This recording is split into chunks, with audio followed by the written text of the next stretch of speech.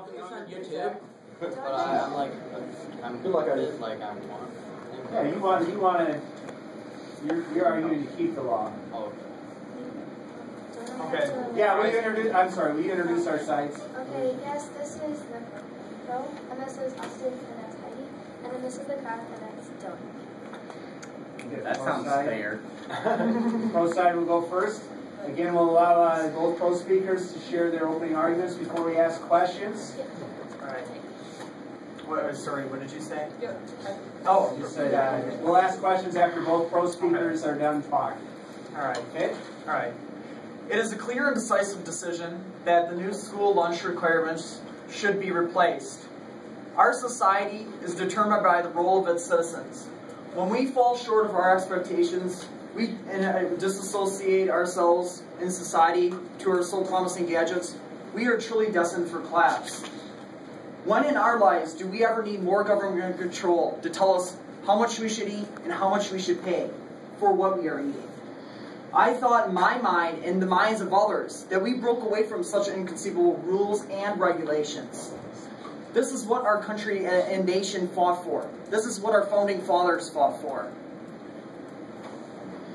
We as students on this great depending nation should take this into our own hands. We have no realization what is about to happen, because what's happening right now is that government is mandating us to make the decisions for us.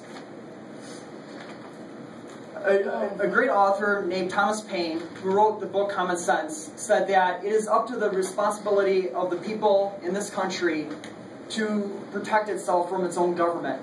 Where is this principle today? The only truth to more government and feel-good regulations is something of its own mind.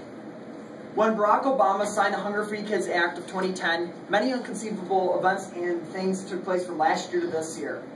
Some of those events are the self-limiting rights of choosing vegetables without being penalized for them.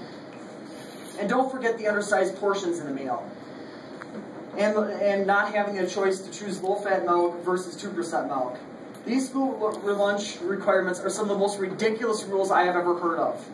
My full understanding of this regulations is something of more powerful government. Something which attention should be brought to. This school lunch requirements should be replaced.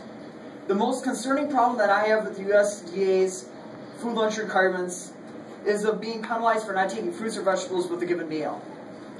Even if I am a private payer, I am still getting the penalty of not choosing fruits or vegetables with a given meal. Another misleading concept here at Economic High School was that the lunches were cheaper than last year. This was made by many head of dietary here at Economic High School. This fact is true as any. But when I quickly found out on our first and second day of school here at Economic High School, I quickly realized I was receiving something of lesser portion. The new part of these smaller portions is the meat sizes are smaller. According to Ira Briggs Parish Public School, quote-unquote, meat portions in school lunches have decreased from 2 to 3 ounces per day from last year versus no more than 2 ounces per day today. Many active teens, including myself, on an average day require 2,000 and 5,000 calories. These calories are the energy that we need to grow.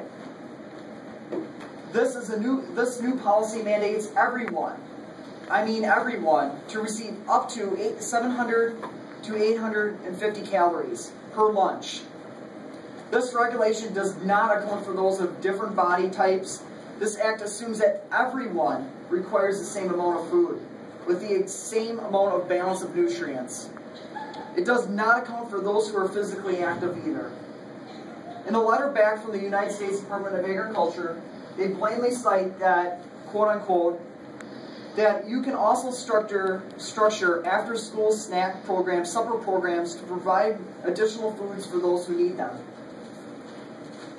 When I first read this, it seemed very impractical to make such a dim-witted comment. When the USDA said that it's okay for students to bring snacks to school, I said, what, are you kidding me? Snacks are usually something that is quick and pre-processed, which is usually unhealthy.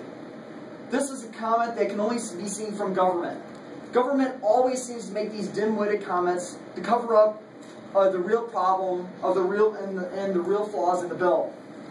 I, as a young man, need extra calories in my diet, whether that is in 2% milk or in bigger portions, which I'm not receiving right now.